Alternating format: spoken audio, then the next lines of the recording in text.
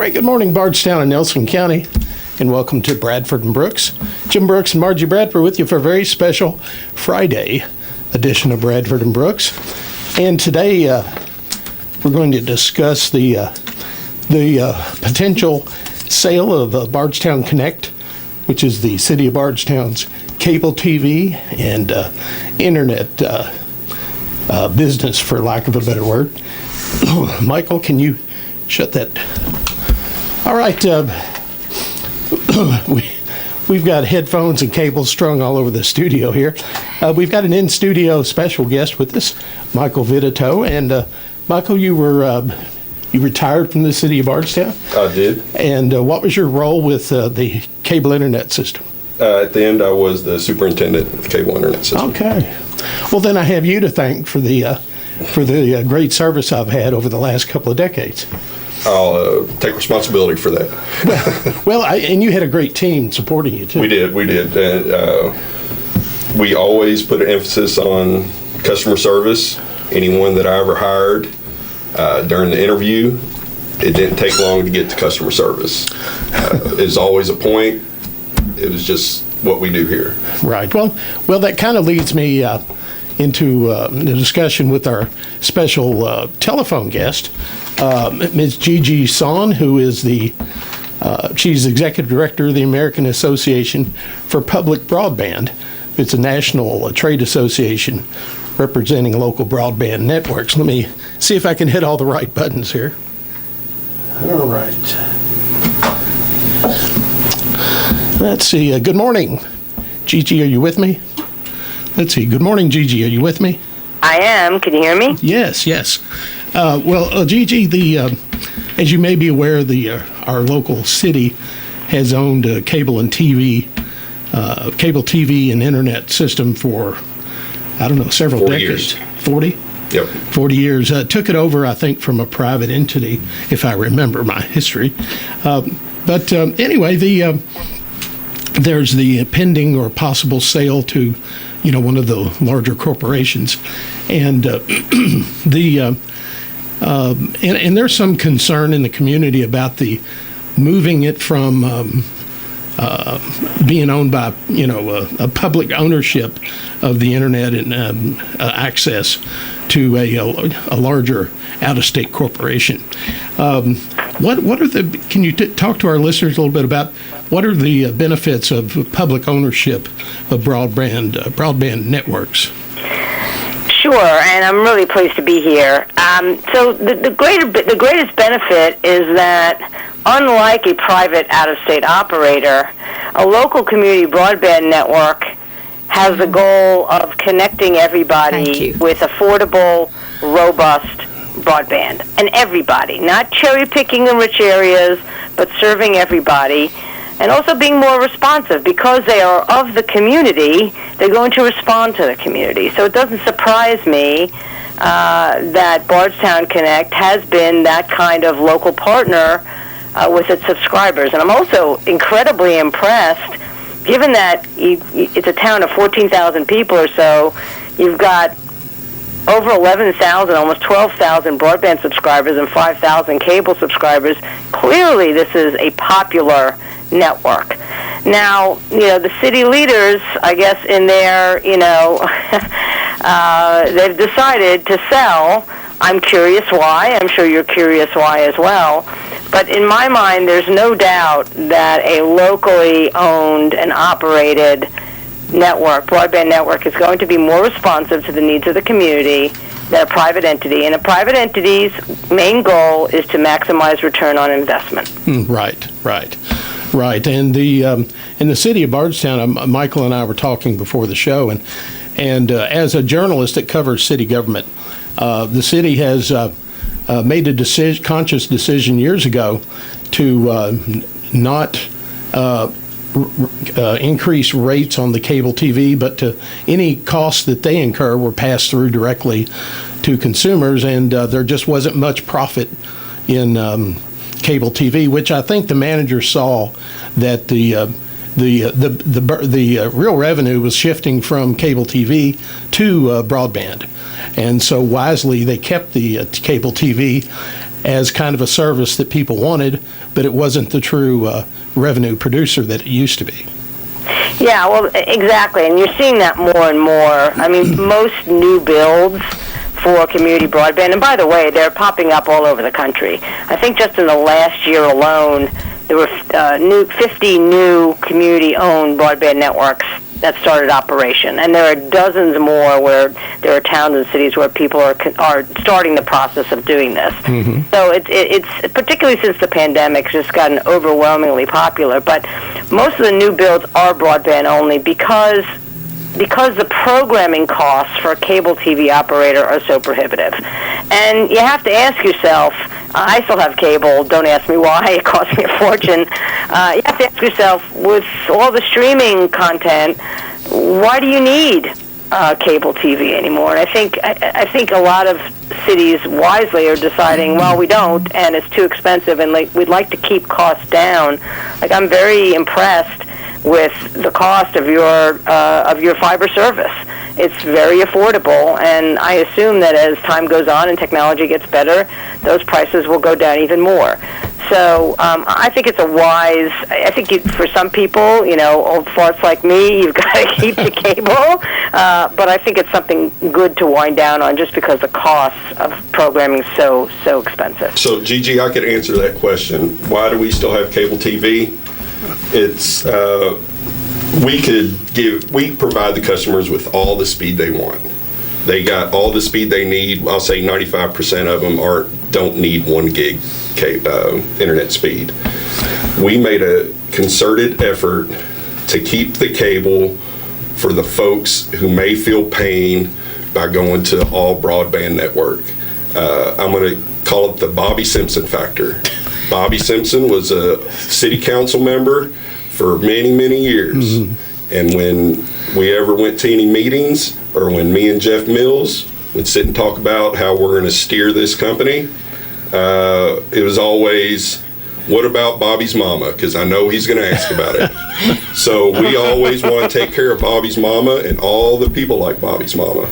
All right, and that's what makes community broadband so great, mm-hmm. right? Because I understand that at least one of the bidders for the network has already said, we're not going to have cable. So, a community can decide that, there are a significant number of residents who want this, and we're going to keep it, even if it's not the most profitable thing for us. Right. I was very proud of the fact that we made the fast go fast, and we kept the slow slow. Respectfully, as much as possible. Well, you're right, Gigi. One of the bidders has already announced that they're going to sunset all of their cable TV operation and just focus solely on broadband, which that probably comes as a shock to many of their subscribers who want cable TV. But it's I'm sure it was a business decision on their part. There's just not a lot of money to be made with all the different ways you can access cable TV programming through streaming and not through a dedicated cable TV service. Absolutely. Again, the focus is different for Bardstown Connect. It's who can we connect? Mm-hmm. Can we connect them affordably? Can we give them slow and fast? I love that, right? Right. For the private entities, and look, I'm not opposed to private cable operators or private broadband operators operating. I'm not opposed to that. But a city that's been underserved, I assume that Bardstown Connect was built because the big guys didn't come there in the first place, and they didn't give you the service that you needed in the community. They just have different incentives, and for a town the size of Bardstown, it seems to me that community broadband makes a whole lot of sense for the reasons stated. Right. Well, I think when the mayor announced the request for proposals, he mentioned several reasons.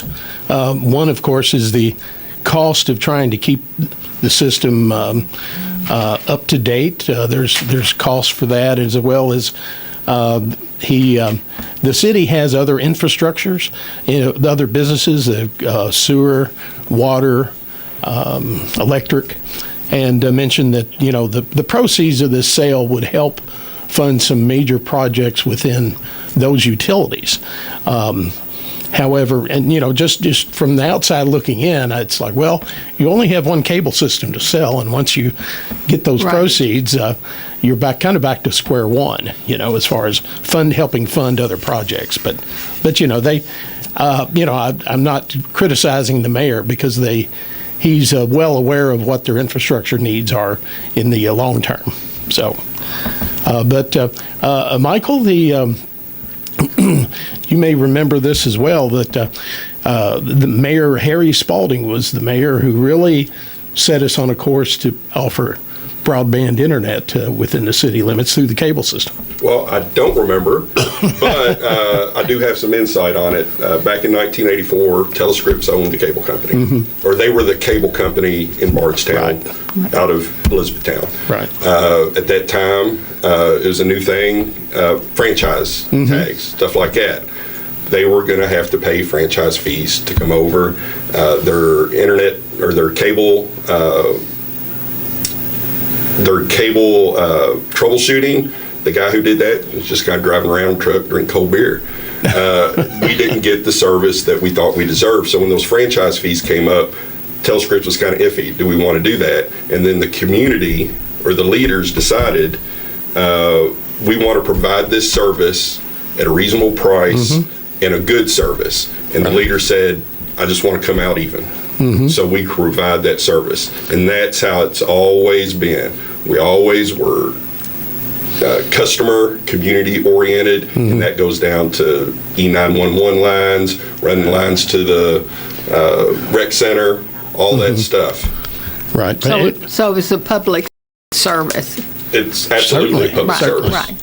Yeah, and Gigi, I can tell you that having our local broadband cable system operated by the municipality. Now, for the last 18 years, I've operated a news website here in the community, and I kind of live and die by having broadband at home to update my website. And there's been several Sundays when we experienced a nearby lightning strike, and it took out my cable modem, and I've been able to contact somebody to meet me at City Hall to swap out my cable modem, and kept me able to to get access to my news website and keep things rolling. And I don't know that you could get that kind of service from some of the national and regional carriers. Trust me, you won't. Let me tell you a story. So I remember I had a different cable broadband operator. I'm not going to say which one I have now, which is ridiculously expensive. I pay almost $250 a month for phone, internet, and it's not even the fastest internet and cable.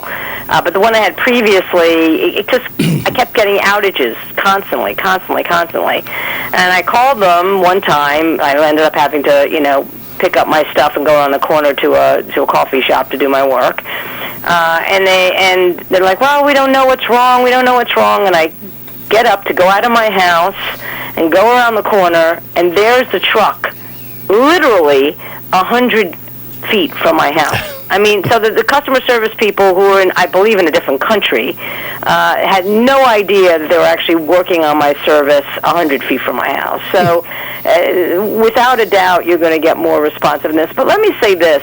I do find it amazing that, and again, my organization is all about communities having a choice. And your community leaders have made this choice. Maybe if the community rises up, they'll change their mind, and I hope they do.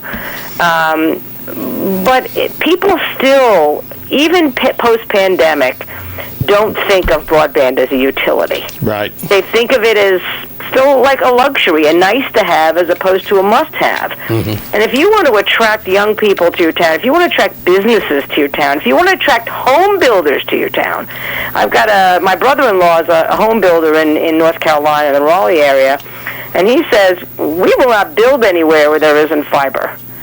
So if you want your town to stagnate, and not bring in any new residences or new businesses, new jobs, then, go ahead and have, slow, non-responsive service. But if you want to grow and you want to actually, grow your economic base, then this is the way to do it. And it's as important, in my opinion, and I would say a lot of people's opinion, as electricity or water. So it shouldn't be an either-or, right? We're selling this because we want to help the other utilities. This is a utility, too. Let me tell you, I'm in a little bit of a battle in Frankfurt, you may or may not know, because there's a movement by a state senator who has a new Senate district who wants to force the Frankfurt Plant Board to sell its network. Nobody is asking for that. And the city leaders everybody is opposed to it. And he says, well, we want to sell it so we can help economic development. And my response, and I had a piece in the Lexington Herald, so I point everybody to that says, what is more important for economic development than having high-speed, affordable broadband? Not much.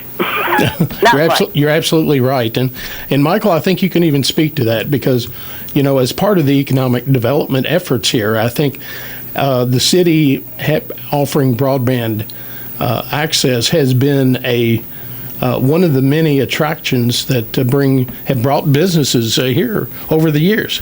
We've always strived to provide the kind of speed and service that will bring businesses in. To be fair, the other guy's going to do that too, right? I'm more concerned about the community. Right. The big guys, they're going to try to bring people in. They're going to provide speed. The race, it isn't a race to speed anymore. It's a race for reliability. And I have a lot of respect for the big guys. They're my contemporaries. I find that they get a lot of hate. We get a lot of hate. We've been taking slings and arrows online, on the Facebook. You always see, hey, is your internet out? One other person might say, yes, it's out. 10,000 customers do not reply to Facebook because the stuff is working. It's invisible. They get up, they turn their TV on, they check their Facebook, they go on.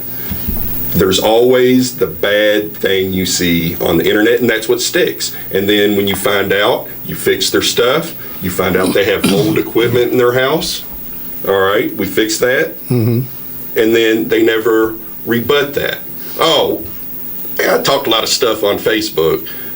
It turned out to be mine. So all you do is when you type in Bardstown Connect, all you see is the bad stuff because it's the vocal minority. Right. The stuff who just, when it's cruising, you never hear about it. And I'm kind of proud of that. When it's good. It's good out there. For the most part.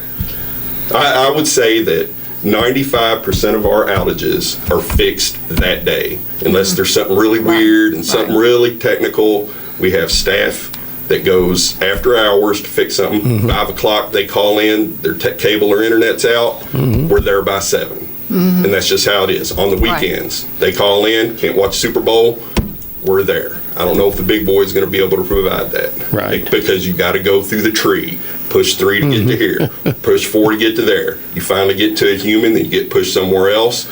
Just think of your mom, your dad, your grandparents, your auntie. It's frustrating enough for us, and I'm with it, but just put your family or the people you care about to just feel that frustration with pushing that button to try to get through to talk to someone human. Bardstown Connect, you call, you're talking to a lady who knows something, and if you're not happy with that, guess what? The next call comes to me, and the next call goes directly to the mayor, and that's the thing about local community internet is we're accountable. They see us out at Walmart. They see us out at church. The mayor is just down the hallway. We are accountable. If you're not happy with how our money looks, get an open records request. Check it out. There's no shame in our game. It's all open books. Would you pretty much agree with Michael's assessment of the benefits of publicly owned broadband, Gigi?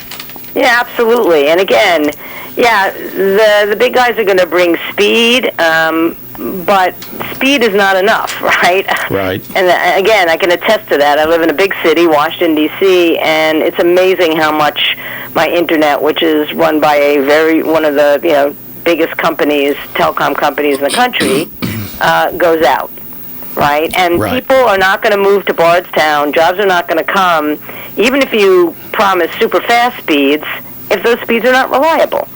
So the reliability, the customer service, I mean, those are really, really key. And again, the local connection. In a town as small as you guys are, having that sort of local voice is really, that sort of, again, that the sort of the local company that's going to be responsive is really, really important. Look, I understand that this deal is not a done deal, and I'm happy about that. I do hope that Bardstown Connect and the citizens that want to keep it will make their voices heard. And I've been traveling around the country, for the last 6-8 months, gone to a couple cities where the local community broadband network has been under attack for a variety of reasons.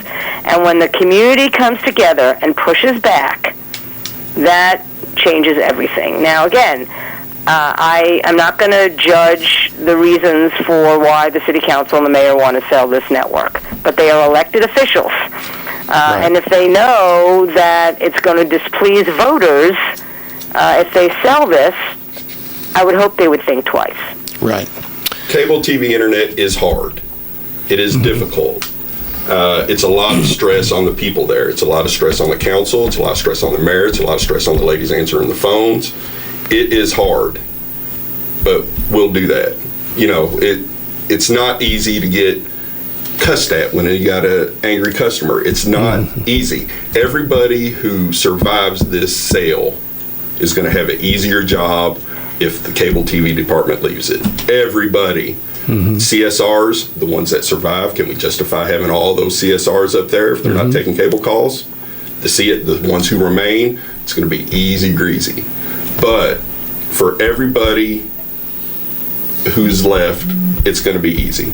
Now, taking into account the people that have to take pay cuts, lose their retirement, I'm not going to go much into that. I know the folks in the council and the mayor are trying to look into that. They're doing their best. I have a lot of respect for those folks. I know they're trying to do the right thing. I just think they're ill-informed about the service that's provided to the community. That will not be provided by the big boys.